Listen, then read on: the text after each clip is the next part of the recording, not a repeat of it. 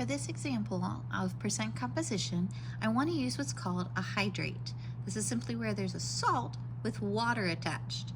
For instance, here's my iron 3 phosphate, that's the salt.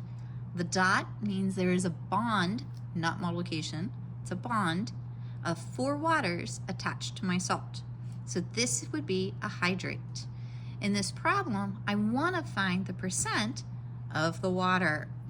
Okay, this is also known as percent hydration.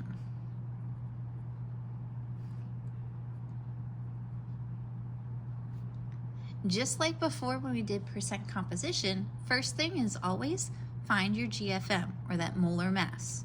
So here we go. I want to start with the salt. I have iron, phosphorus, and oxygen. There's 1 iron, 1 phosphorus, 4 oxygen. If I go to my periodic table, I'm going to use the masses that are found on there. For the iron, it's 55.85. For phosphorus, I have the 30.97. And for oxygen, 16. You want to put these together, and that total mass for the salt is 150.82 grams per mole. Remember, this is just the salt. I still need to find the water. Now for the water, we have hydrogen, there are 2 of them. Oxygen, I have 1. Again, oxygen is going to be that 16 for mass, and the hydrogen is a 1.01. So water's GFM is actually 18.02. Now, the big thing here is water. I don't have just H2O, but I have 4 of them. So what I want to do is take that 18 and we're going to multiply it by 4.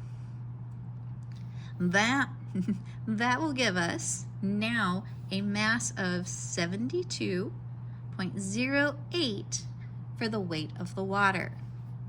And we're going to take these two masses,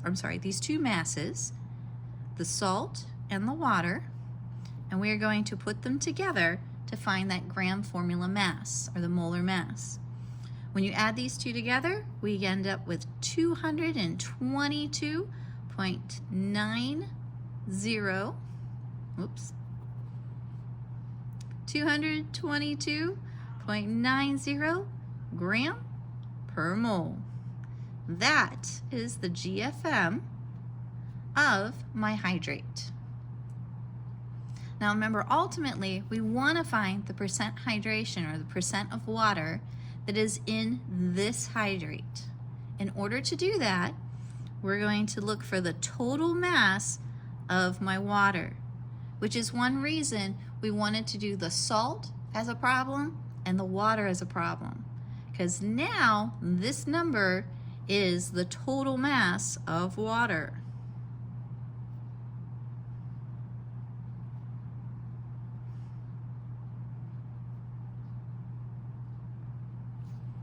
That is going to go on the top of my fraction.